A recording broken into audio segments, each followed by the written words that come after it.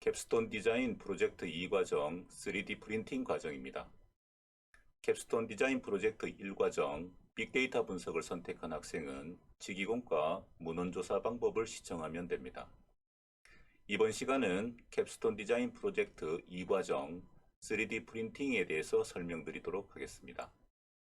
3D 프린터는 RP 방식에 따라 다양한 종류의 프린터가 있습니다. RP는 Rapid Prototype의 약자로 신속 조용이라는 뜻으로 시제품 제작을 말합니다. 3D 프린터는 크게 절삭형과 적충형으로 나눌 수 있습니다. 절삭형의 경우에는 큰 덩어리를 조각하듯 깎아내는 것이고, 적충형은 층층이 쌓아 올려가는 방식입니다. 최근 나오고 있는 프린터는 대부분 적충형 프린터 방식으로 나오고 있습니다. 절삭형의 경우 여분을 깎아내기에 재료의 손실이 큰 반면에 적충형은 여분 재료의 손실이 없다는 것이 가장 큰 장점이기도 합니다. 적충형 원리를 이용하는 방식에는 약 20가지가 있는데, 이번 시간에는 이 중에 가장 많이 사용하고 있는 FDM 방식과 SLA 방식, SLS 방식을 소개해 드리도록 하겠습니다. 먼저 FDM 방식입니다. FDM 방식은 고체형으로 대부분의 보급형 프린터들이 사용하는 방식입니다. 필라멘트라고 불리는 얇은 플라스틱 실을 녹여서 아래부터 위로 층층이 쌓아가는 방식으로 글루건으로 물체를 만드는 걸 상상한다면 더 쉽게 이해할 수 있습니다.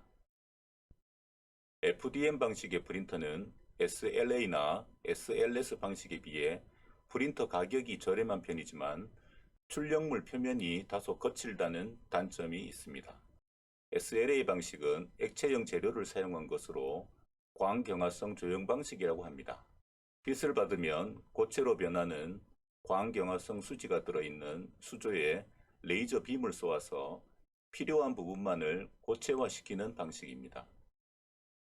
레이저 광선이다 보니 속도가 빠르고 FDM 방식에 비해서 제품 표면이 매끄럽지만 내구성이 떨어집니다. 따라서 정밀도가 높고 소형을 제작하기 쉬우며 뛰어난 형상 구현 능력이 있습니다. 반면에 하드웨어 구매 비용이 높고 유지 보수에 어려움이 있어 일반인이 접근하기에는 힘든 방식입니다. 현재 우리 학과 507호에 있습니다. 여러분은 치과 캐드캠 수업에서 활용해 볼 수 있습니다. 파우더형 재료를 사용하는 것으로 SLA 방식과 비슷합니다. 파우더가 담겨 있는 수조에 레이저를 쏴서 얇은 막을 형성하는 원리입니다. 막이 형성된 뒤에 다시 파우더를 뿌리고 다시 레이저를 쏘는 과정을 반복해서 물체를 조형화한다고 생각하시면 됩니다. 레이저가 아니라 접착제를 사용하는 형태도 있습니다. 프린팅이 끝난 다음에 가루 더미에서 물체를 꺼내는 과정이 재미를 더합니다. 속도도 빠르며 재료도 다양하고 완제품도 정교하지만 프린터 자체가 고가이며 부피가 크고 사용하기에는 전문적인 교육이 필요하다는 게 단점입니다. 이렇게 다양한 3D 프린터를 소개해 드렸습니다. 현재 우리 학과 치과 캐드캠 수업에는 SLA 방식을 도입하여 치과 캐드캠 수업과 치과 보철 교육과정 제작에 활용하고 있습니다. 또한 우리 학교 팹랩의 FDM, SLA 방식의 프린터로 여러분의 다양한 창작 활동을 돕고 있습니다. 여러분은 이번 캡스톤 디자인 수업 이외에도 우리 학과 창업 동아리 등 다양한 교내외 활동을 통해 FDM 방식을 체험하고 실습해 볼 수 있습니다. 또한 오늘 소개하는 CAD 프로그램인 팅커캐드를 통해 디자인을 출력해 봄으로써 피규어, 액세서리 등 치기공과 교육과정 이외에 폭넓은 융합적 교육을 받게 됩니다. 우리 학교를 졸업 후에도 여러분이 학교에 방문 또는 이메일로 신청을 하면 출력할 수 있습니다. 이번 수업에는 FDM 방식을 사용할 예정입니다. 3D 프린터에 대한 기능과 사용 방법에 대해서는 우리 학과 창업 동아리를 통해 더 알 수 있으며, 오늘은 우선 설계와 관련된 CAD를 소개해 드리도록 하겠습니다.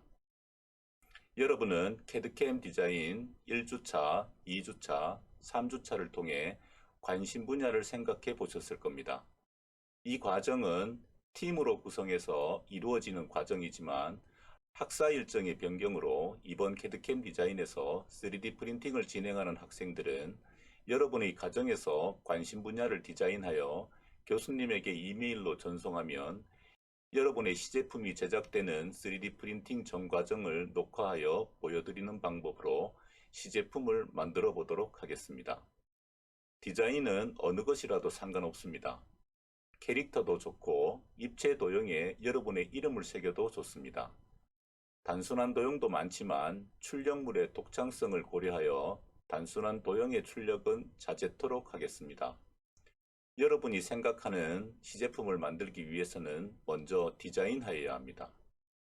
여러분이 캡스톤 디자인 프로젝트 2 과정에서 사용하는 CAD는 팅커CAD입니다. 인터넷 환경은 익스플로러보다 구글 크롬에서 사용을 권장합니다.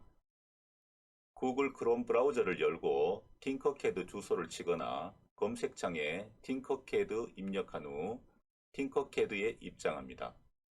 처음 팅커CAD를 들어가면 화면은 영문판이나 한글판입니다.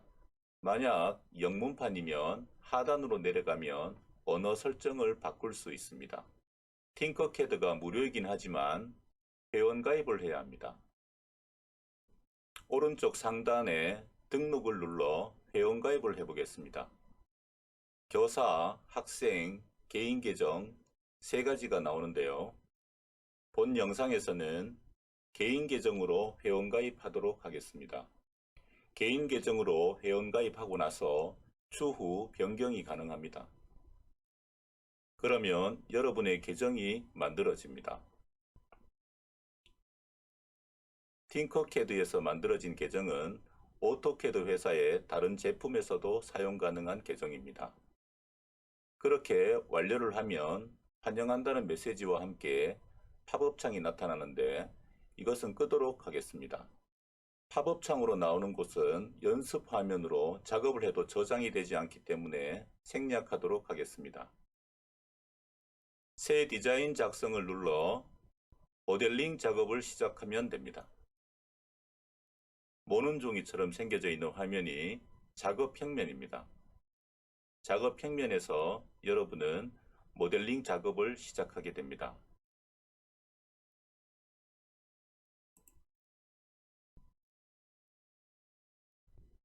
네, 그럼 도형을 하나 가져오도록 하겠습니다. 네, 도형을 하나 가져왔습니다. 그리고 작업이 만약에 마쳤다면 왼쪽 상단에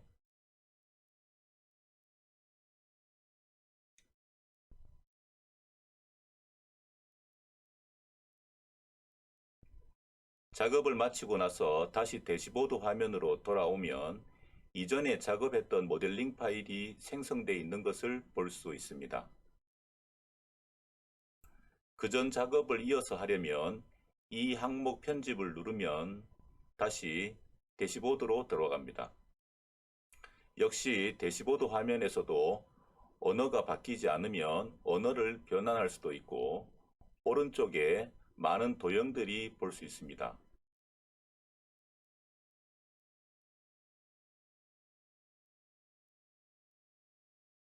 이 많은 도형을 가지고 이제부터 여러분의 생각하고 있는 사물을 현실로 구현해 보도록 하겠습니다. 먼저 가지고 온 도형을 모델링 화면에 조작하는 방법을 설명하도록 하겠습니다. 3D 모델링을 하기 위해서는 꼭 마우스가 필요합니다. 마우스 오른쪽 버튼을 클릭한 상태로 마우스를 클릭하고 오른쪽 버튼을 클릭한 상태로 이렇게 돌리면 대시보드 화면이 360도로 돌아가게 됩니다. 그리고 스크롤을 돌리면 화면을 축소, 확대해 볼 수 있습니다. 스크롤을 버튼처럼 누른 상태에서 이동하면 시점을 자유롭게 이동할 수 있습니다. 모델링을 할 때 당황하는 것이 바로 마우스의 사용입니다. 여러분이 3D 모델링을 하지만 2D 평면을 보고 있습니다. 작업하다가 처음 시작했던 곳을 벗어나서 제자리로 못 오는 경우도 있습니다. 한번 여러분이 회전도 해보고 확대와 축소도 한번 해보시기 바랍니다. 지금은 마우스 오른쪽 버튼을 클릭한 상태에서 방금 360도를 돌렸습니다. 그리고 스크롤을 돌리고 다시 오른쪽 마우스를 클릭한 다음 자유롭게 이동을 할 수가 있습니다.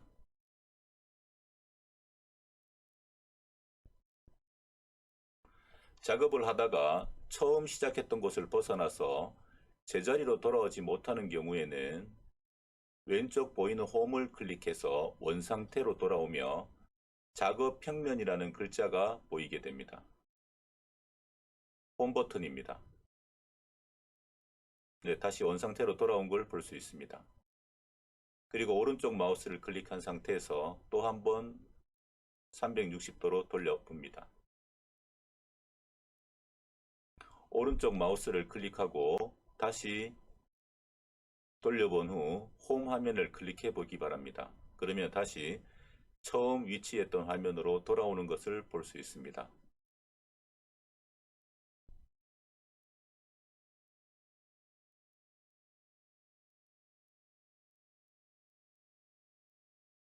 지금 여러분은 3D 모델링을 할 수 있는 2D 평면을 보고 있습니다. 왼쪽 상단에 평면도를 클릭을 하고 역시 360도를 돌리면 조금 전에 360도를 돌렸던 그런 효과를 똑같이 볼 수 있습니다. 밑면과 좌측면, 우측면 모두 회전을 한번 해보기 바랍니다.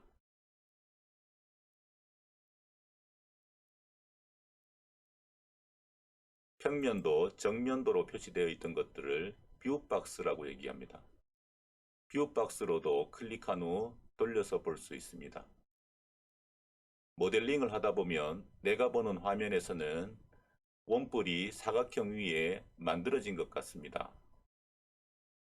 모델링을 하다 보면 내가 보는 화면에서는 사각형 위에 원뿔이 올라간 것처럼 보이지만 화면을 돌려서 보면 이렇게 제자리로 위치하지 않은 것을 볼 수 있습니다. 그래서 화면은 자주 회전을 하면서 확인해 주어야 합니다. 360도 회전을 하면서 모델링을 해야 합니다. 처음 모델링을 할 때 확대하여 작업하는 것이 좋습니다.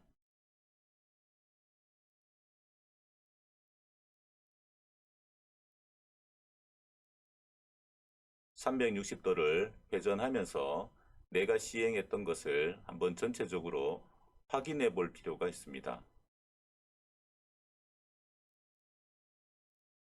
그래서 여러분이 앞으로 모델링을 하기 위해서는 360도 회전을 하여 확인해 주는 버릇을 꼭 갖추기 바랍니다.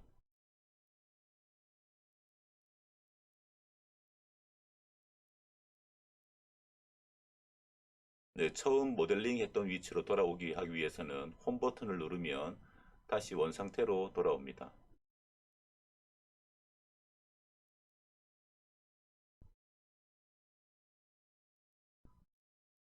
스크롤을 사용하여 확대도 하고 축소도 할 수 있지만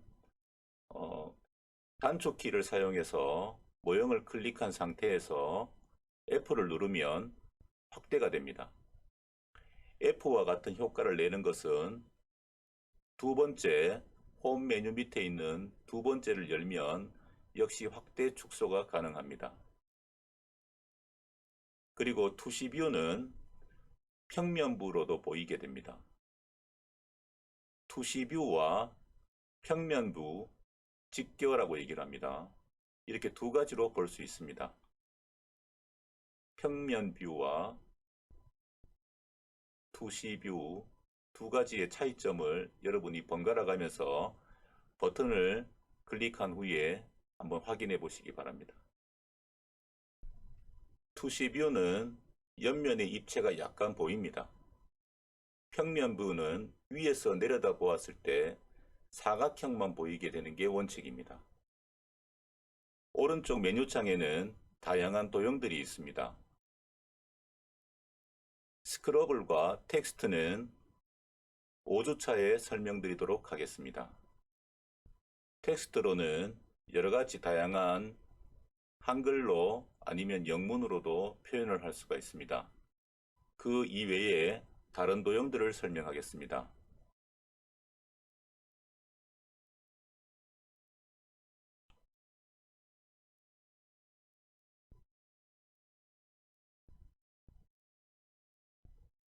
작업 평면에 360도와 밑면, 측면, 그리고 다시 홈 화면으로 여러가지 다양한 조작들을 한번 해보시고 마우스를 충분히 활용할 수 있도록 연습해 보시기 바랍니다. 도형이 선택되면 선택되었다는 표시가 도형의 외부에 점들이 생깁니다. 도형이 선택되면 쉐이프라는 창이 별도로 생성이 되고 솔리드, 구멍이라는 메뉴가 별도로 보이고 이 도형에 대한 반지름, 단계, 길이, 폭, 높이 등이 설정될 수 있는 메뉴창이 뜹니다. 도형이 선택되면 선택되었다는 표시가 도형의 외부에 점들로 생깁니다. 도형을 이동하는 방법을 설명하겠습니다. 도형을 클릭한 상태로 이동하면 됩니다. 도형이 이동하는 것을 자세히 보면 작업 평면에 붙은 상태에서 이동하는 것을 볼 수 있습니다. 도형을 작업 평면에서 위로 올리고 싶으면 그냥 도형을 클릭하고 올리면 멀리 도망갑니다. 팅커캐드에서는 컨트롤 Z 뒤로 가기가 가능합니다. 그리고 상단에도 뒤로 가기를 클릭하면 됩니다. 자, 여기에서 여러분이 이제 X축과 Y축, Z축 방향을 확인해야 합니다. 평면에서 우측으로 X축, 또 평면에서 여러분이 보이는 앞쪽으로 Y축, 상방향으로 올리기 위해서는 Z축 방향이 필요합니다. 마우스를 도형에 클릭하고 위로 올릴 수는 없습니다. 하지만 도형 위에 검은 삼각형을 클릭해서 위로 올리면 됩니다. 위로 올려야 축으로 올라갑니다.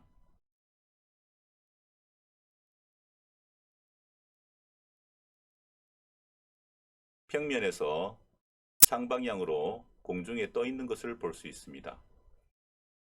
반대로 Z축 아래로도 내려가게 됩니다.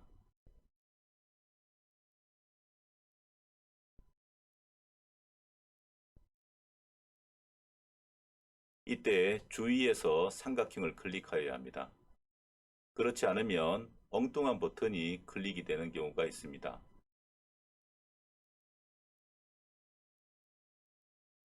자, 도형을 클릭한 후 도형을 마우스로도 좌우로 이동할 수가 있습니다. 전방과 후방으로도 이동할 수 있습니다. 작업 평면은 설정된 평면입니다.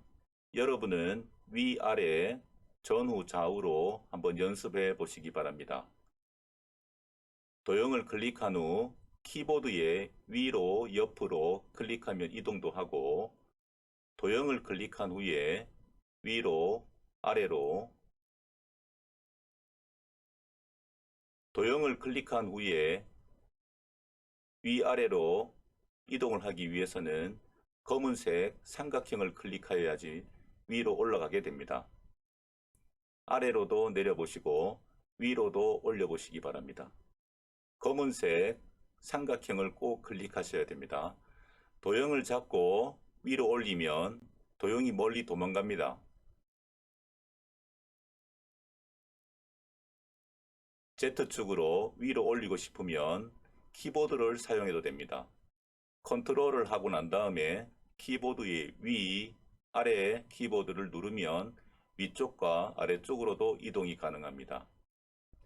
여러분은 앞으로 3D 프린팅을 해야 하기 때문에 작업 평면에 붙여서 모델링하는 것이 좋습니다. 3D 프린팅 작업 평면에서 축성되는 방식이 FDM 방식으로 프린팅할 계획이기 때문에 작업 평면에서 모델링하는 것을 권장합니다. 키보드를 좌측과 우측으로 이동을 시킵니다. 자, 이동되는 것을 볼 수가 있습니다. 자, 이 도형이 움직일 때 키보드의 한 칸의 움직임은 1mm입니다. 우측 하단에 그리드 스냅이라는 게 있습니다.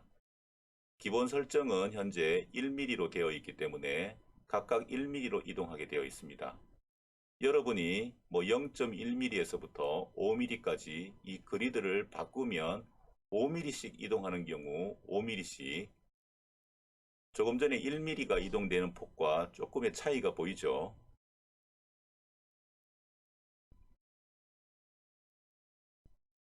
도형의 이동을 조금 많은 양으로 하고 싶으면 그리드를 5mm, 또 정교하게 이동을 시키고자 한다면 모델링 도중에 미세하게 설정하고자 하는 경우들이 많습니다. 그럴 때는 그리드를 0.1mm로 선정하여 도형을 미세하게 움직이도록 해봅니다. 기본 세팅은 한 칸이 1mm로 이동하게 되어 있습니다. 만약 여러분이 편의대로 1mm가 이동되는 게 편하다면 1mm로 두시면 될 것이고, 좀 이동량을 많게 주고자 한다면 5mm씩. 자, 그리고 이 전체적인 작업 평면의 기본 사이즈는 200mm입니다. 20cm에 해당이 되겠죠. 단위를 바꿀 수도 있습니다. 그리드 평면에 폭이 있습니다. 폭은 200mm로 설정되어 있습니다. 이 팅커캐드의 기본 단위는 모두 밀리미터입니다. 그래서 여러분이 이 작업 평면이 200mm 되어 있는 것은 고정으로 두는 게 좋습니다. 왜냐하면 우리가 사용하는 프린터에 맞추어서 설정할 수 있는데, 우리가 프린팅을 할 수 있는 우리 학과의 큐비콘 FDM 방식의 3D 프린터는 최대 폭이 200mm입니다. 20cm 해당이 되겠죠. 그리고 만약에 우리 학교가 아닌 다른 곳에서 프린터를 한다면 사용하는 프린터에도 맞추어서 설정도 할 수 있습니다.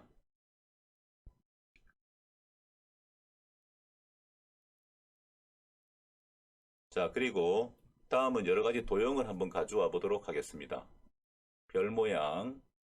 자, 도형을 가지고 왔을 때, 내가 쓸데없는 도형을 가지고 왔다고 생각되면 그 도형을 클릭한 후에 도형을 없애는 방법도 있습니다. 백스페이스나 딜리트 키를 눌러서 도형을 없앨 수 있습니다. 도형을 내가 없애고자 하는 도형을 클릭한 후에 백스페이드 키나 딜리트 키를 누르고 없앨 수 있습니다. 아니면 좌측 상단에 휴지통이 있습니다. 클릭한 후에 도형을 클릭한 후에 휴지통을 클릭하면 도형이 없어집니다.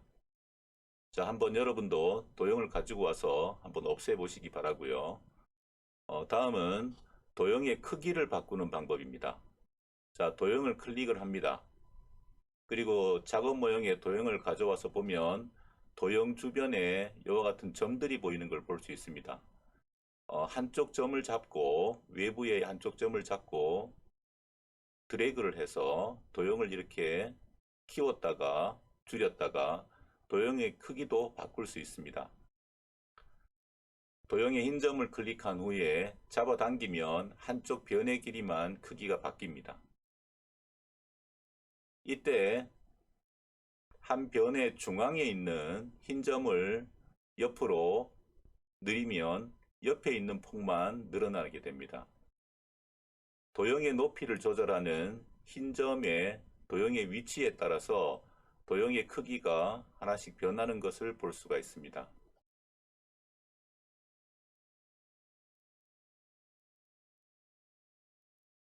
자, 또한 단축키를 사용을 할 수도 있습니다.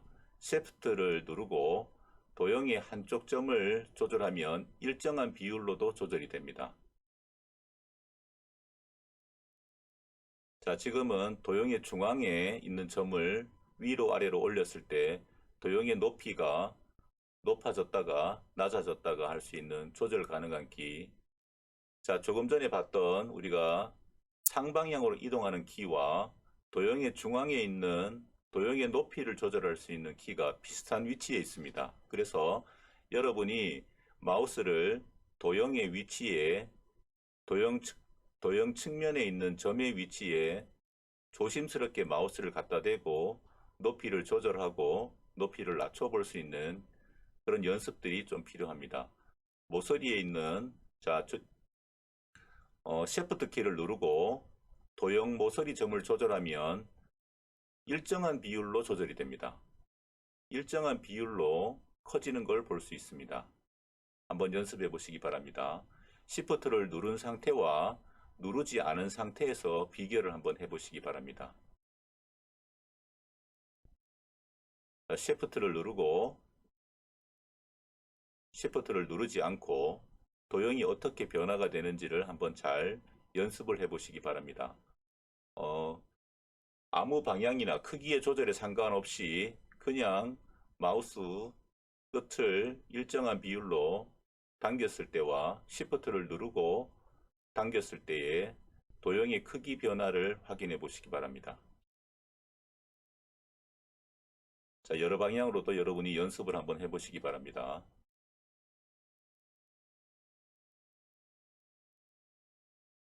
자, 이번에는 단축키 Shift와 Alt키를 같이 누르고 도형의 중심, 자, Shift 키와 Alt키를 같이 눌러주면 도형의 위치 중심이 도형의 중앙으로 옵니다. Shift 키와 Alt 키를 같이 눌러주면 도형의 위치 중심이 조금 전에는 한쪽 모서리에서 크기가 커졌었는데 이번에는 도형의 중앙에서 커지는 걸 볼 수 있고 다시 Shift 키를 누르면 도형의 모서리 점을 조절해서 일정한 비율로 조절이 되는 걸 볼 수 있습니다. 또 Shift를 누르지 않은 상태와 누른 상태 그리고 Shift 키와 Alt 키를 누르고 도형의 중앙에서 도형이 커지는 그런 모습들을 연습해 보시기 바랍니다. 자, 그리고 도형의 점에 마우스를 갖다 대면 숫자들이 나옵니다. 숫자를 클릭하면 숫자의 정확한 수치로 입력해서 변경도 가능합니다. 지금 현재 83.75인데 만약에 90으로 바꾸고 싶다면 90으로 단위가 바뀝니다. 팅커캐드의 단위는 밀리미터입니다. 50mm면 5cm에 해당이 되겠죠. 13.44mm에 해당이 되고 83.75mm라고 보시면 되고요. 86mm 정도. 자, 각가지 도형에 클릭을 했을 도형의 측면에 있는 점들을 클릭했을 때 숫자가 보이는 걸 확인해 보시기 바랍니다. 그리고 여러분이 원하는 숫자로 한번 변경도 한번 해 보시기 바라고요. 자, 크기도 한번 바꿔 보시고 Shift를 누르지 않은 상태나 Shift Alt 키를 눌렀을 때에 도형이 변화되는 것들을 한번 확인해 보시기 바랍니다. 다양한 형태의 도형으로 바뀌어지는 걸 볼 수 있습니다. 다음은 도형을 회전하는 방법입니다. 도형에 마우스를 갖다 대면 측면에 반원형 포가 보입니다. 반원형 포가 보이죠? 포에 클릭을 하면 각도기 같은 것들이 생겨지게 됩니다. 자, 그 각도기에 있는 포를 이렇게 한번 돌려보시면 회전을 하는 모습을 볼 수가 있습니다. 자, 반대편의 거를 또 클릭해 보도록 하겠습니다. 반원형의 포를 가깝게 됐다가 넓게 됐다가도 한번 해보시기 바라고요. 또 반원형의 포로 세 가지의 회전 방향들을 다 한번 회전해 보시기 바랍니다. 이렇게 되면 도형이 회전을 합니다. X축과 Y축, Z축의 회전 방향을 볼 수 있습니다. 자, 여러분은 각 회전 방향대로 한번 돌려보시기 바랍니다.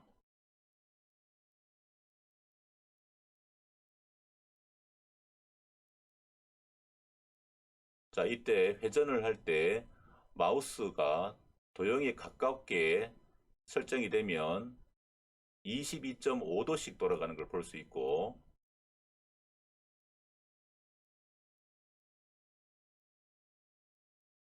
또 회전이 45도, 90도, 180도로 회전하는 것을 볼 수가 있습니다. 자, 회전을 시킬 때 클릭한 마우스를 도형에 가깝게 대어 보십시오. 가깝게 대어 보면 22.5도씩 돌아가는 스텝이 잡히는 회전을 볼 수가 있고, 또 90도, 45도, 180도씩 회전하는 거 확인을 한번 해보시기 바라고, 마우스가 멀어지면 1도씩 미세하게 회전을 합니다. 마우스가 가까울 때와 멀리 있을 때 회전하는 모형이 다름을 볼 수 있습니다. 한번 직접 연습을 한번 해보시기 바랍니다. 자, 이때 또 단축키를 Shift 키를 누르고 도르면 45도, 90도로 회전하는 걸 볼 수 있습니다. 자, Shift 키를 누르고 돌리면 45도, 90도 범위로 회전을 할 수 있습니다. 도형의 회전포를 클릭하고 숫자를 입력해도 됩니다. 내가 몇 도로 회전을 시킬 것인가? 마이너스 45도면 시계 반대 방향이 해당이 되겠죠. 자, 마우스를 가깝게 대고도 한번 돌려보고, 멀리 두고도 대어보고, 돌려보고, 또 Shift 키를 누르고도 돌려보시기 바랍니다. 자, 다음은 도형의 기본 모형은 우측 상단의 도형마다 메뉴가 다릅니다. 네모를 사각형 모형과 원통 모형을 가지고 올 때마다 메뉴창이 달라지는 걸 볼 수 있습니다. 굴을 가지고 왔을 때는 단계만 보이는 걸 볼 수 있고요. 또 지붕 형태를 가지고 왔을 때는 메뉴창에 아무런 조작키가 없습니다. 원뿔을 가지고 있을 때는 상단 반지름, 밑면 반지름, 높이, 측면 등이 또 메뉴창이 보입니다. 각기 모형마다 다른 메뉴들이 보이게 됩니다. 자, 반지름을 올리면 굴을 제가 한번 다시 삭제를 하고, 원뿔 삭제를 하고, 지붕도 일단 삭제를 하겠습니다. 자, 이 사각형의 도형에다가 한번 반지름들을 한번 확인해 보도록 하겠습니다. 자, 사각형 도형을 가지고 와서 반지름을 한번 올려 보도록 하겠습니다.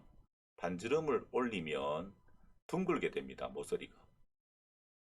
모서리가 둥글게 되고, 반지름을 내리면 원래의 상태로 또 돌아오고요. 자, 단계를 한번 또 내려보고 반지름을 또 올려보도록 하겠습니다. 자, 반지름을 올렸을 때는 좀 각이 좀 많이 각이 많이 생겨지는 걸 볼고, 또 반지름을 내렸을 때는 없어지는 현상, 또 단계를 올렸을 때 아무런 느낌이 없습니다. 자, 반지름을 옮겼을 때, 또 단계를 조작해 볼 때, 한번 여러 가지 테스트를 여러분이 한번 도형을 하나 가지고 시행해 보시기 바랍니다. 반지름이 올라갈수록 다각형으로 바뀌는 것을 볼 수 있습니다.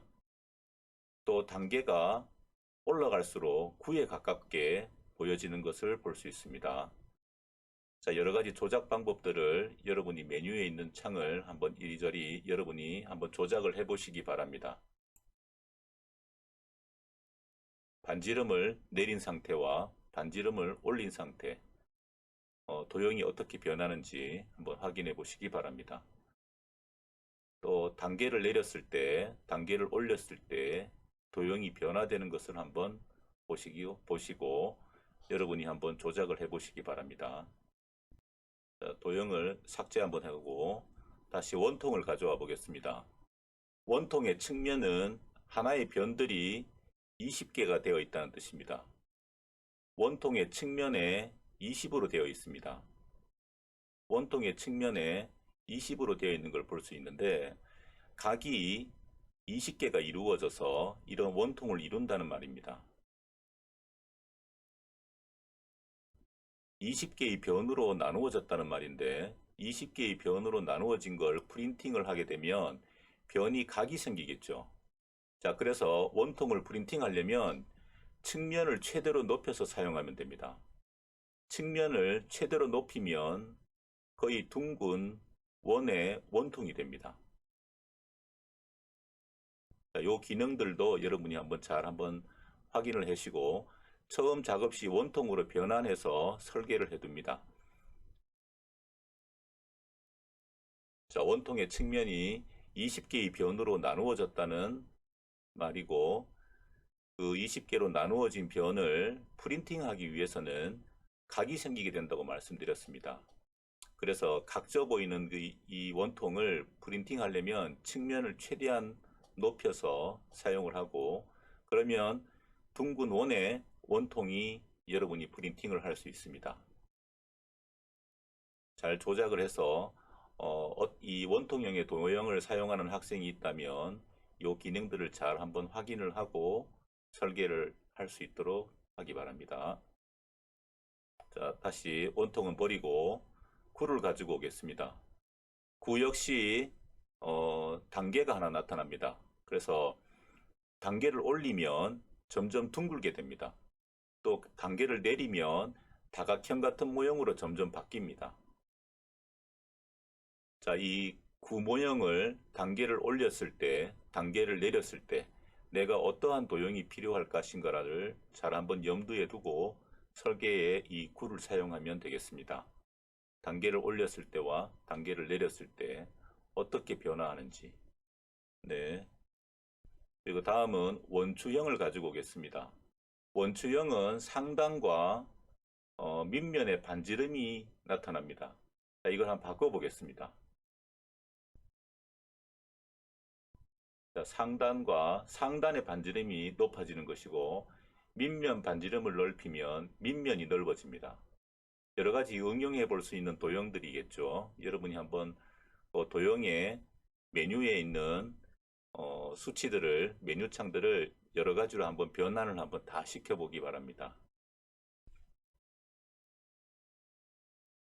자, 여기에는 아무런 메뉴창이 없습니다. 그럼 변형을 할 수 없다라는 뜻입니다. 제가 다른 거를 별을 한번 가지고 와볼까요? 두 개의 별이 있는데 별을 하나 가지고 오도록 하겠습니다. 별을 가지고 왔더니 메뉴창에 점이 있고 반지름, 내부 반지름들이 있습니다. 자, 여러 가지 도형을 응용해서 지금 현재 별은 모서리가 원래는 5개였는데 점을 올리게 되면 별의 숫자가 표시된 만큼 별의 모서리들이 나타납니다. 자, 많은 모서리들이 나타나는 걸 볼 수 있죠. 12개까지 만들어질 수도 있고. 자, 다시 별은 버리고 다른 별을 가져와 보겠습니다. 이거는 지금 아무 메뉴창이 없네요. 링입니다. 링을 가지고 와 보도록 하겠습니다. 자, 링에 측면이 나타나는데 측면에 이 각 변들이 많아지는 걸 볼 수 있습니다. 24개까지. 3개면 삼각형이 되고 24개면 거의 원에 가까운 링이 되겠죠. 자, 이걸 또 회전도 할 수 있습니다. 이걸 잘 활용하면 반지도 하나 만들 수도 있겠네요. 여러분의 손가락 지름을 수치를 잡아 놓고 또 거기에 적당한 사이즈로 만들었을 때 과연 그 링의 크기가 여러분의 손가락에 어느 정도 맞을 수 있을까? 뭐 이런 것들을 한번 응용해 볼 수도 있겠습니다. 자, 각 모서리에 있는 점과 지금까지 배웠던 회전을 할 수 있는 것들로 해서 이 안쪽에 어떠한 형태들이 바뀌어지고 또 회전을 할 수 있고 크기도 변환을 시킬 수 있다는 것들을 응용해서 여러분이 반지름도 한번 키워보고 제가 이 다이아몬드를 한번 가져와 보겠습니다. 자, 우리 갖고 왔더니 작업 평면에 있던 거 검은 삼각형을 위로 올리면 다이아몬드가 위로 뜨게 되겠죠. 자, 이거를 한번 링에다가 한번 붙여 보겠습니다. 자, 이때 도형 측면에 있는 점을 클릭을 하면 도형의 폭이 넓어지고 높이가 넓어지는 현상들이 있었죠. 약간 더 올리려 그러면 검은색 삼각형을 위로 올리면 지금 링에 딱 올라가는 것을 볼 수 있습니다. 예쁜 다이아몬드 반지가 하나 만들어졌네요. 자, 이렇게 도형들을 가지고 여러분이 작업 평면에서 가져와서 그 기능들을 한번 확인해 보고 설정해 보시기 바랍니다. 이와 같은 기본 도형만 가지고도 다양한 모델링을 할 수 있습니다.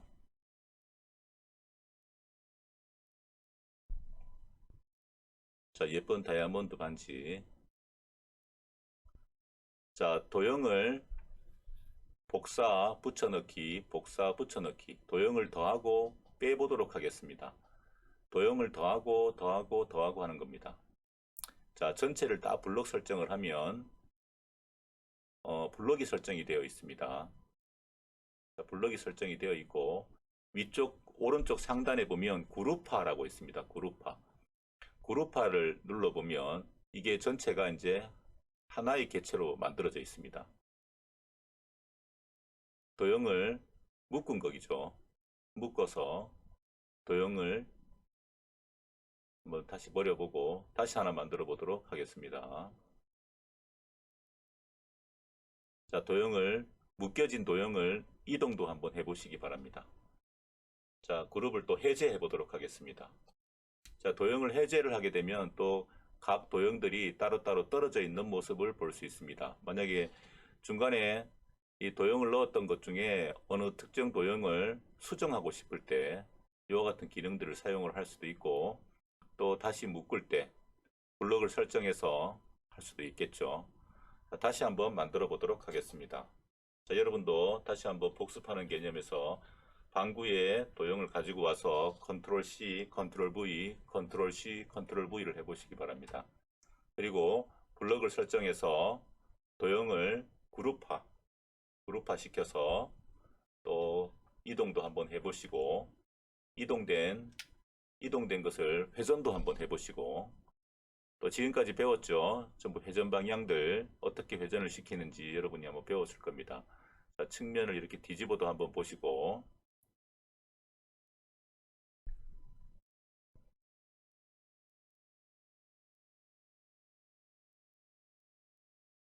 자, 전체적으로 그룹을 또 한번 해제해 보도록 하겠습니다. 자, 해제해 보니까 도형이 다 떨어져 있습니다. 도형 한 개를 좀 크게 한번 해볼까요? 머리처럼. 자, 도형을 하나 크게 해서 다시 블록 설정을 한번 해보도록 하겠습니다. 자, 그룹화를 클릭을 하고 그럼 전체 도형이 다 이렇게 한 덩어리로 만들어져서 이동하는 걸 볼 수 있습니다. 저는 지금 현재 도형을 소개하는 그런 부분들이었기 때문에 여기에 디테일하게 디자인은 아직 하지 않고 전체적인 것만 한번 보여드리도록 하겠습니다. 자, 색상은 여러 가지 색상으로도 바꿀 수 있습니다. 여러분이 원하는 색상으로 한번 디자인할 때는 각 도형마다 색상이 좀 바뀌어져 있는 것도 괜찮습니다. 도형과 도형끼리 구분도 해보니까요.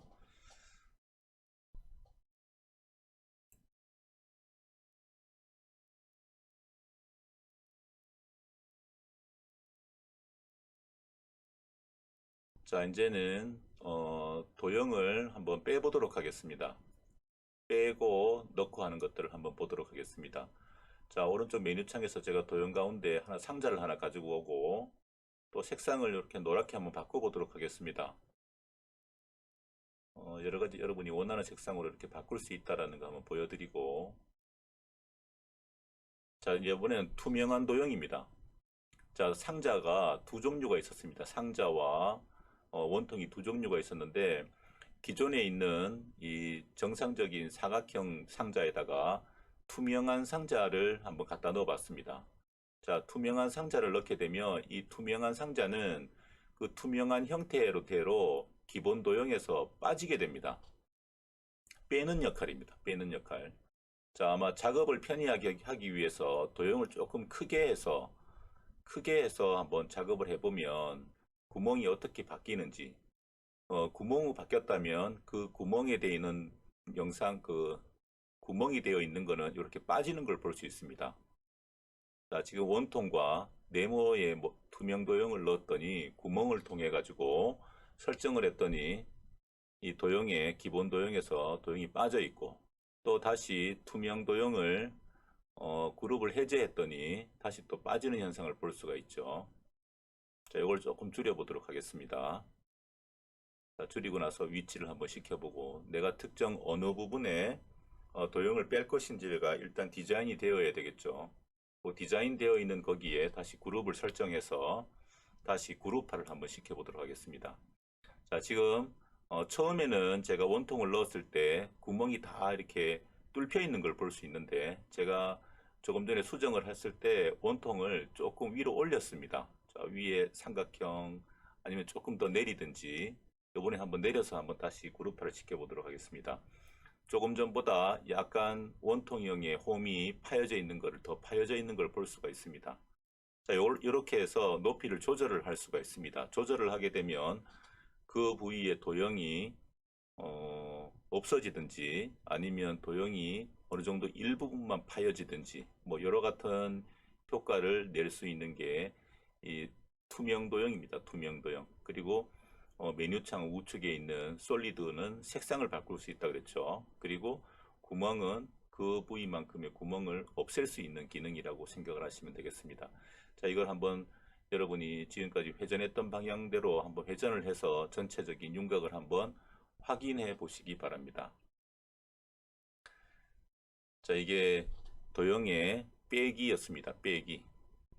오른쪽 메뉴창의 도형들 가운데 상자와 원통 두 종류를 가지고 이와 같은 빼기 기능을 할 수 있습니다. 메뉴에 있는, 오른쪽 메뉴에 있는 이 빗살무늬처럼 되어 있는 이것이 빼기에 사용되는 도형입니다. 제가 이번에는 조금만 올려서 다시 한번 또 수정을 한번 해보도록 하겠습니다. 이걸 홀도형, 구멍도형이라고도 합니다. 홀도형, 구멍도형. 이 도형은 빼기 기능을 가지고 있는 도형입니다. 도형이 겹친 부분이 빠지게 됩니다. 뺄 때는 시각적으로 잘 보이는 위치에 두고 크기를 잡으시는 게 편합니다. 크기의 변화를 시키거나 회전을 하거나 도형의 기능을 꼭 똑같이 작용이 됩니다. 이 크기를 변화시키거나 회전을 하거나 이 빼기 기능 홀도형, 이거는 기본 도형들과 똑같은 작용을 합니다. 자기가 원하는 도형을 위치시키고 드래그를 해서 전체 설정을 해서 그룹 설정도 합니다. 그러면 겹친 부분이 빠지는 모습을 볼 수 있고, 또 그룹을 해제하게 되면 기존에 있었던 그 홀도형, 구멍도형이 다시 또 분리가 되는 걸 볼 수 있습니다. 자, 그룹화를 했을 때 도형을 다시 수정을 해서 다시 확인도 해보고 투명하게 보여지는 어떻게 위치가 되어 있는지도 확인을 해볼 수가 있습니다. 그룹까지 모두 설정을 하여야 이 도형의 빼기 기능이 완료가 된다는 거 꼭 기억을 하고 다음으로 넘어가 보도록 하겠습니다. 자, 다른 도형에 또 한번 적용을 한번 시켜보도록 하겠습니다. 다른 도형에, 자, 기존에 있는 형태를 한번 조금 잡아보는 걸로 하겠습니다. 원통을 가지고 와서 양쪽 사각형의 모서리 부분에 위치를 한번 시켜보겠습니다. 그리고 사각형의 빼기 도형을 가지고 와서 홀 도형이라고 그랬죠. 이 구멍 도형을 가지고 와서 그룹화를 한번 설정해 보도록 하겠습니다. 그럼 사각형의 도형에 원통형과 사각형의 이 구멍 도형들 때문에 그 형태가 빠져 있는 것을 볼 수가 있습니다. 자, 여러분들도 가지고 있는 오른쪽에 있는 많은 도형들을 가지고 와서 이와 같이 한번 구멍 도형의 효과를 한번 직접 연습을 한번 해보시기 바랍니다. 여러 가지 모형, 홀 도형과 기존에 있는 형태에 잡혀져 있는 기본 도형을 가지고 와서 솔리드 옆에 있는 구멍 기능을 확인을 한번 해보시든지, 아니면 구멍 도형 말고 옆에 우측에 있는 그 메뉴에 있는 상자와 원통, 빗살로 되어 있는 그 형태를 가지고 와서 한번 연습을 해 보시기 바랍니다. 바꾸어서 여러 가지 도형들로 해서 빼기 기능을 바꿔 보시기 바랍니다. 자, 위로도 한번 도형을 검은색 삼각형으로 해서 위로 한번 살짝 올려서 도형을 홈만 한번 파여지도록 한번 해보도록 하겠습니다. 그룹화를 시키고 다시 빠진 걸 한번 확인해 보도록 하겠습니다. 이렇게 그만큼 수정을 하기 위해서 원통을 약간 들었습니다. 들어서 만들어진 홀 도형이 이와 같은 형태로 지금 한번 보여지는 걸 볼 수 있습니다. 자, 그룹을 해제하고 다시 한번 도형을 전체적으로 한번 이 사각형 도형을 Z축 방향으로 다시 한번 올려보도록 하겠습니다. 위치가 서로 조금씩 달라짐을 볼 수가 있습니다. 그래서 그 부분이 어떻게 빠지는지 또 구멍이 홀이 어떻게 생겨지는지를 한번 파서 여러분이 직접 활용을 한번 해보시고 이와 같은 도형의 쓰임새들이 그때그때마다 여러분이 설계하고 있는 것들과 조금의 차이를 어떻게 보이는지에 대해서 한번 여러분이 확인할 수 있는 음각과 양각들이 어떻게 만들어지고 필요에 따라서 두 개의 모형을 한 개의 도형으로 다시 또 뭐 드래그를 해서 이와 같은 형태로 한번 제작을 한번 해보시기 바랍니다. 자, 원통 도형, 구멍 도형의 위치를 내가 어떻게 잡느냐에 따라서 도형의 위치에 쓰임이 달라집니다. 구멍 도형도 일반 도형처럼 그 기능이 동일합니다. 그래서 컨트롤 C에서 컨트롤 V를 해도 구멍 도형도 그룹을 만들 수가 있습니다. 그룹화가 설정이 되고 전체 그룹이 만들어지면 이 전체적으로 만들어진 그룹들이 한꺼번에 같이 움직이는 걸 볼 수가 있습니다. 또 전체적으로 구멍 도형을 기본 도형에다가 두고 다시 한번 서로 묶어 보도록 하겠습니다. 한번 묶어 보면 또 그룹을 설정할 수 있습니다. 필요에 따라서 이와 같이 음각과 양각으로도 충분히 설정도 가능하고 방금 그룹으로 되어 있는 도형들을 다 한번 빼서 사각형에 적용을 한번 시켜본 거를 한번 여러분이 확인해 볼 수 있습니다. 모델링을 했을 때 두 개의 도형 가운데 한 개를 가운데 정렬시키면서 또 그룹화도 한번 시켜보시고 여러분이 한번 응용해서 각가지 도형들을 한번 제작을 한번 해보시기 바랍니다. 자, 이번에 사각형에 구멍 도형을 가지고 와서 다시 그 부분 사각형만 한번 빼봤습니다. 그랬더니 또 이와 같은 형태의 도형이 아마 생성된 걸 볼 수가 있습니다. 자, 그리고 그룹을 해제해서 다시 또 원상태로 수정도 할 수 있다고 말씀해 드렸죠. 약간 사각형을 Z축 방향으로 약간 올려보도록 하겠습니다. 그래서 다시 그룹을 설정을 하면 어떻게 그룹 이 구멍 도형이 빠지는지 다시 또 한번 확인해 볼 수 있습니다. 이와 같이 음각과 양각으로 구분이 된 걸 볼 수가 있습니다. 자, 여러분도 교수님 같이 이와 같은 똑같이 한번 그대로 따라 해보기를 하고 난 다음에 다른 모형에도 응용을 한번 해보시고 그 응용된 것들을 한번 다음에 디자인 했을 때 한번 여러분이 직접 한번 확인해 볼 수 있는 그런 기회들도 있으니까 한번 확인해 보시기 바랍니다. 자, 도형을 이제 정렬시키는 걸 한번 확인해 보도록 하겠습니다. 자, 제가 사각형의 도형에다가 이런 하트 도형을 하나 가지고 왔습니다. 그래서 손으로 조작해 보고자 하는데 이 사각형의 도형의 정중앙에다 놓기가 좀 힘들어서 자, 정중앙에 배열하는 걸 한번 보도록 하겠습니다. 자, 두 개의 도형에 정렬시키려면 두 개의 도형을 Shift 키를 누릅니다. 자, 두 도형에 정중앙점에 찍혀져 있는 점을 클릭을 하면 중앙에 있는 점을 클릭을 하면 중앙으로 위치가 됩니다. 그리고 센터에 위치한 걸 볼 수가 있습니다. 그리고 약간 상방향으로 위치를 시키겠다 한다면 상방향의 도형의 외곽에 보여지는 검은 큰 점에 클릭을 하게 되면 위쪽으로 하트 모양이 올라가게 됩니다.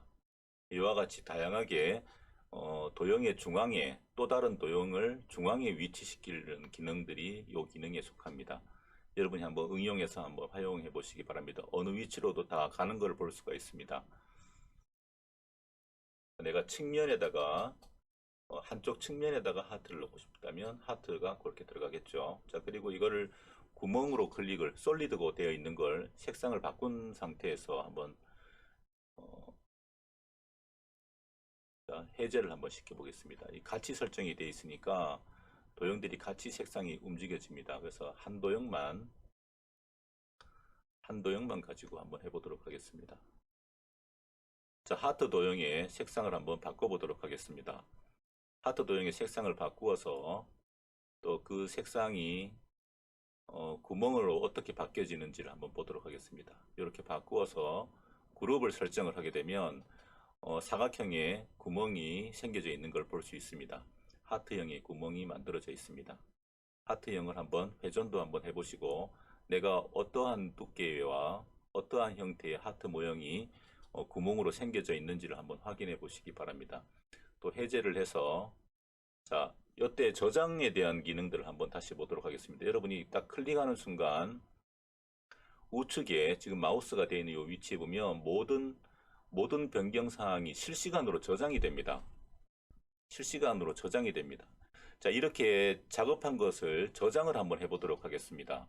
저장은 저장 중이라는 빠른 모습으로 볼 수 있습니다. 한번 확인해 보시기 바랍니다. 저장은 여러분 컴퓨터에 저장이 되는 게 아니고 클라우드에서 저장이 됩니다. 그래서 이와 같은 저장 기능들은 수시로 여러분이 그 대시보드를 나갔을 때 나가서 보면 이렇게 이전에 만든 파일들이 생성되어 있는 것을 볼 수가 있습니다. 지금 만들어져 있는 제가 지금 여러분한테 보여드리기 위해서 만들었던 게 이 항목이 있습니다. 그래서 이 항목 편집을 다시 누르면 다시 또 작업하던 곳으로 다시 들어오게 됩니다. 그래서 실시간으로 이 클라우드에 저장이 됩니다. 그래서 바로 지금 저장이 딱 되는 순간 저장 중이라는 걸 볼 수가 있습니다. 다시 대시보드로 나가 보겠습니다. 예, 조금 전에 제가 하트 구멍이 뚫혀져 있었던 것을 다시 또 저장이 된 걸 볼 수가 있죠.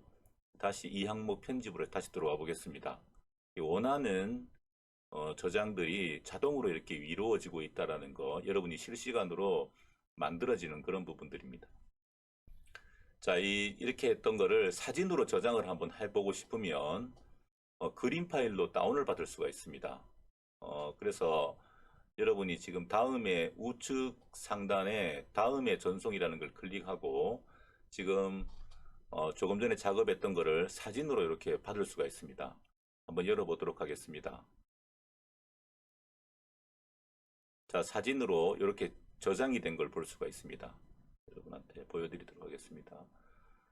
자, 근데 위치가 조금 이제 보여지는 위치가 좀 삐뚤고 작업 평면이 삐뚤게 여기 사진이 찍혔죠. 그래서 이걸 다시 한번 수정해 보도록 하겠습니다. 자, 수정해서 자, 이 항목 편집을 클릭을 해서 들어가 보도록 하겠습니다. 자, 저장은 다 되어 있습니다. 그래서 제가 홈 화면으로 해서 예쁘게 똑바르게 한번 위치를 시켜 놓고 또 요 똑바로 되어 있는 것을 다시 전송을 해서 찍혀지면 디자인 그림이 바뀌어져 있는 걸 또 볼 수가 있습니다. 그래서 여러분이 디자인했던 것들을 어떻게 위치시켜 놔 있느냐에 따라서 요 찍혀져 있는 사진들이 조금씩 바뀌어져서 그림으로 저장이 된 걸 볼 수가 있습니다. 이런 방법들을 여러분이 잘 한번 확인해 보시고 응용을 해서 여러분이 혹시라도 이 새로 디자인되어 있는 과제를 제출할 때 이렇게 사진을 찍어서 저한테 보내주시길 바라고요. 또 이 항목 편집을 다시 한번 들어가 보도록 하겠습니다. 원하는 방향으로 설정을 잘 하셔야 되겠죠. 어떠한 방향으로 해서. 자, 이거를 프린팅 하려면 이 파일이 필요합니다. 그래서 우측에 내보내기를 클릭합니다. 자, 내보내기를 클릭을 하니까 이 OBJ 파일, 그 다음에 STL 파일, 그리고 SVG라는 파일로 이렇게 대표적인 파일들이 나타납니다. 지금 현재 디자인에 있는 모든 것, 또 선택한 쉐이프라는 이 선택창들이 또 하나 보이고요. 자, 이건 어떤 현상이냐면 다시 한번 들어가 보도록 하겠습니다. 지금 방금 이 흰판에 여러 가지 도형들을 작업하다가 막 있습니다. 내가 다음에 또 작업할 것들이 중간중간에 작업되어 있는 것들이 있겠죠. 근데 이걸 하나의 파일로 저장을 하게 되면 이 작업 평면상에 있는 모든 도형들이 다 파일로 변환이 됩니다. 근데 방금은 제가 하트로 되어 있는 이 형태를 블록을 설정해서 클릭을 딱 했습니다. 그럼 이렇게 작업되어 있던 것들이 있겠죠. 사각형의 하트 모양이 박혀져 있는 이 구멍이 뚫혀져 있는 세 개와 사각형 원통 원뿔들이 있습니다. 자, 내보내기를 클릭하고 STL 파일로 저장을 하든지 SVG 파일로 저장을 하면 제가 클릭한 그 도형만 저장이 됩니다. 자, 다시 한번 나가보겠습니다. 중앙에 있는 것만 저장이 되도록 되어 있습니다. 하지만 그걸 해제를 하게 되면 지금 작업 평면에 있는 디자인 모든 게 전부 파일로 저장이 다 돼버립니다. 그래서 여러분이 저장을 할 때에는 혹시라도 필요 없는 것들이 많다고 해서 지워서 저장을 해도 상관은 없습니다. 그리고 자, 내보내기에서 우리는 STL 파일로 저장을 합니다. 자, STL 파일로 저장이 되었습니다. 자, 한번 폴더를 확인해 보도록 하겠습니다. 자, 폴더를 한 화면 중에 STL 파일로 저장된 화면 중에 자, 이와 같은 형태로 저장이 됩니다. 지금 여러분이 아마 지금 세 개의 하트가 구멍이 뚫혀져 있는 걸 STL 파일로 저장되어 있는 걸 볼 수가 있습니다. 우리가 3D 프린팅을 하기 위해서는 이 STL 파일이 필요합니다. STL 파일은 또 다음 프로그램의 공정이 또 필요합니다. 그 슬라이싱 프로그램이라는 게 또 하나 더 있어가지고 그 과정을 거쳐야 합니다. 지금 현재 STL 파일로 저장이 된 걸 볼 수가 있습니다. 자, 저장까지 여러분이 이번 4주차에 함께 했습니다. 각 도형들을 가지고 여러분이 한번 처음부터 배웠던 대로 해서 평면도 움직여 보시고 각 도형들의 위치와 또 이동 그리고 높이 조절, 폭과 색상 뭐 이런 다양한 방법들을 한번 응용해서 한 주 동안 여러분이 이 팅커캐드 프로그램을 가지고 한번 열심히 연습을 한번 해보시고 또 추후에 다시 또 디자인에 관련된 부분을 통해서 한번 만날 수 있도록 하겠습니다. 자, 여러분 지금까지 프린팅을 하기 위해서 그 도형 연습을 한번 해봤습니다. 이번 시간에 최종 도형의 선택부터 해서 도형을 어떻게 색상을 바꾸고 도형을 이동하고 뭐 색상을 바꾼다는 그런 방법까지 한번 전체적으로 도형에 대한 부분들을 많이 한번 연습을 한번 해보시길 바랍니다. 이번 시간에는 팅커캐드를 통해서 이 기본적인 캐드에 필요한 기본 도형에 대해서 여러분이 알아보았습니다. 모델링은 직접 사람이 만들거나 3D 스캐너 등을 활용해서 설계하는 방식으로 만들 수가 있습니다. 이 3D 모델링을 할 수 있는 프로그램은 정말 많습니다. 그래서 그 가운데 뭐 123, 그 다음에 오토캐드, 그 다음에 라이노, 카티아, 그 다음에 뭐 3D 맥스 이런 것들이 많습니다. 모든 모델링 프로그램을 사용은 할 수가 있습니다. 근데 사실 이 모든 이 프로그램을 사용하기 위해서는 특화된 부분들이 있습니다. 그래서 이런 모델링을 하는 부분들은 전문적인 사람들이 좀 필요한 부분들도 있습니다. 근데 지금 현재 여러분은 이제 캡스톤 디자인을 통해서 이 간단한 시제품 모형들을 제작해 봐야 되는 그런 시점에서 모델링을 하기 위해서 이 전문적인 프로그램보다는 쉽게 접근할 수 있는 CAD 프로그램인 이 팅커캐드를 여러분한테 소개를 했습니다. 그리고 이 모델링이 끝난 후에는 이 STL 파일로 전환을 해주는 방법까지 오늘 했습니다. 여기서 STL 파일은 3D 프린터를 출력 전에 거치는 이 슬라이싱 프로그램이 있습니다. 이 슬라이싱 프로그램을 작업하기 위한 파일입니다. 이 슬라이싱도 나중에 프로그램을 여러분한테 소개를 해드리도록 하겠습니다. 그래서 이런 프로그램들은 또 많습니다. 그래서 각 그 프린터 회사에서 제공하는 그런 전문적인 프린터들이 있기 때문에 이런 많은 프로그램들을 이 모든 파일들이 다 이렇게 해석할 수 없는 문제점이 있습니다. 그래서 이 STL 파일이라는 형식으로 아마 제정이 된 것 같습니다. 역시 우리 지기공에서 설계된 그 디자인이라든지 직화 보출물에 대한 모든 디자인의 저장들도 똑같이 이런 STL 파일로 저장이 됩니다. 그래서 여러분이 앞으로 치과 캐드캠 수업을 이제 받게 될 때 이 STL 파일에 관련된 부분들을 여러분이 앞으로 공부를 하게 될 겁니다. 근데 하지만 오늘 이 팅커캐드를 소개하는 과정에서 마지막 부분에 저장을 이 STL 파일로 저장이 된다는 방법 정도만 여러분이 알고 계시면 좋겠고요. 또 앞으로 이 3D 프린팅 과정이 다시 또 이 두 단계로 나눠집니다. 그래서 처음에 첫 단계는 이 슬라이싱 과정에서 이전에 모델링 과정에서 만든 STL 파일을 불러와야 됩니다. 그리고 이 3D 프린터가 한 층씩 쌓일 수 있도록 한 층씩 잘라주는 작업이 이 슬라이싱 프로그램에서 생성이 됩니다. 이때 생성되는 것은 G코드인데 이 3D 프린터는 이 G코드를 프린팅을 하게 됩니다. 또 다른 두 번째는 이 실제로 프린팅하는 과정으로 한 층씩 쌓아서 만들며 이때는 물리적인 여러 가지 변수들이 간섭되기 때문에 이 프린터를 할 수 있는 시간이 약간 걸립니다. 이런 과정들이 또 걸리고요. 또 뒤에 프린터가 끝나게 되면 이 후처리라는 공정을 또 하게 됩니다. 이 후처리는 이 프린팅의 표면을 가공하거나 아니면 도색들을 할 수 있는 그런 과정들이 다 포함이 됩니다. 그래서 이런 전체적인 과정들을 전부 다 이 후처리 과정이라고 얘기를 합니다. 이 후처리 과정은 여러분이 우리 학교에 있는 이 FDM 방식의 프린터를 통해서 출력이 되어 있으면 그 후처리 공정은 추후에 우리 학과 실습실에서 진행을 하도록 하겠습니다. 이때는 그 후처리 공정에서 발생할 수 있는 여러 가지 환경 변수들이 상당히 많습니다. 근데 우리 학과 실습실에서는 여러분이 각자 여러분의 실습대에서 실습을 하고 또 충분한 집진 시설들이 다 갖추어져 있기 때문에 여러분이 후처리 공정은 학교에서 이제 대면에서 후처리를 할 수 있는 걸로 여러분한테 공지를 해드리도록 하겠습니다. 이런 공정이 다 마치게 되면 최종적으로 3D 프린팅 과정에서 이 모든 시제품 제작 공정들이 다 마치게 됩니다. 자, 오늘 여러분이 이 팅커캐드를 통해서 여러분의 도형들 이런 것들을 한번 알아보았는데요. 다음 시간에는 이 도형에 텍스트를 아마 넣어서 글자를 입력을 해서 또 글자도 같이 프린팅이 될 수 있는 거 그런 방법들을 설명을 해드리고 여러분이 디자인을 한 주 동안 이 프로그램을 통해 가지고 여러분이 원했던 디자인을 한번 설계를 한번 해보시기 바랍니다. 그리고 설계상에서 혹시 이 팅커캐드의 기능들 중에 궁금한 점이 있으면 언제든지 교수님한테 연락을 하기 바라고요.